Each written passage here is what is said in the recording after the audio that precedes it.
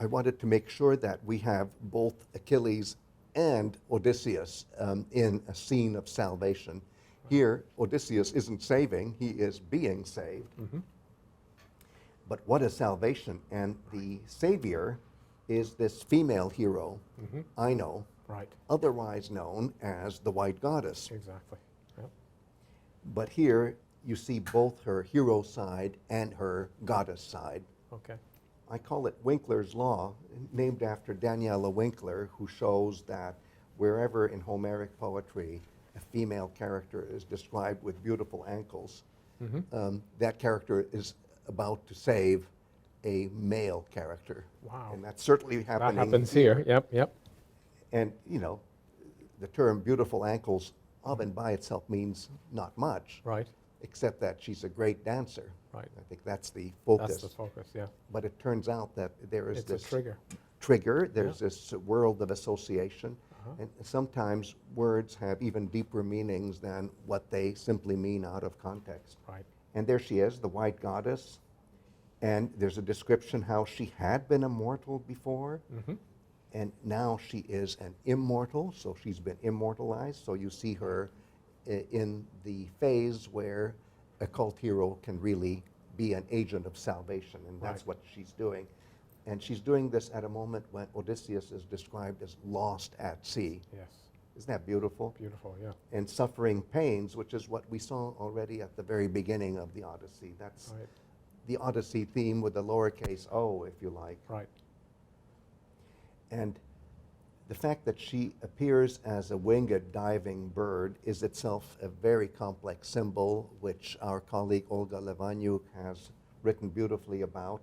I'll just say as a marker here that for this particular female hero Right. to appear as this kind of seabird, Right. which is a diving bird, is itself symbolically significant. Let's not go into the details, but the very fact that a diving bird plunges into the depths of the pontos, and I'm thinking of the dangerous sacralizing sea, Right. and then emerges after the submerging, is itself a symbolic Yes. Beautiful. Yeah. set of actions that can be applied to heroic death and afterlife. Rebirth. Yeah. And then she delivers a mythos Right. to Odysseus, and we already know that a mythos is something very, very effective, permanent, for the record. Right. That has real consequences. And it's amazing that she says, here, take my veil. Well, a veil is, of course, so full of meaning. Right. A woman's veil. A woman's veil is something that a self-respecting woman will put on when she's in public. Right. And here, she gives that veil, which means that he's going to see her when she gives that veil. So there's something very sexualized as well. Right. And she instructs him to wrap it around his chest. Right. He has to get out of his clothes first, so he's completely naked when Yes. he gets the veil. Yep. And then it is a veil that is immortalizing. And Right.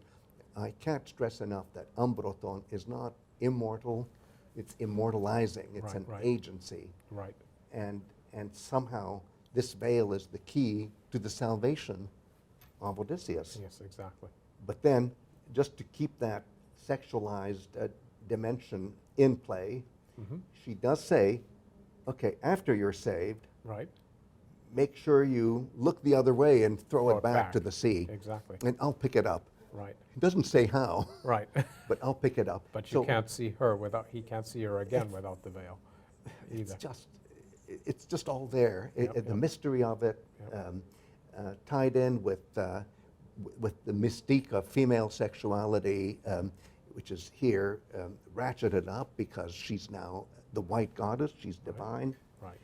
And then what a beautiful ending. And then she plunges back down into the seething sea, looking like the diving bird, and vanished beneath the dark waves. Wow. It's all there. Amazing. So it's a micro narrative about salvation. Okay.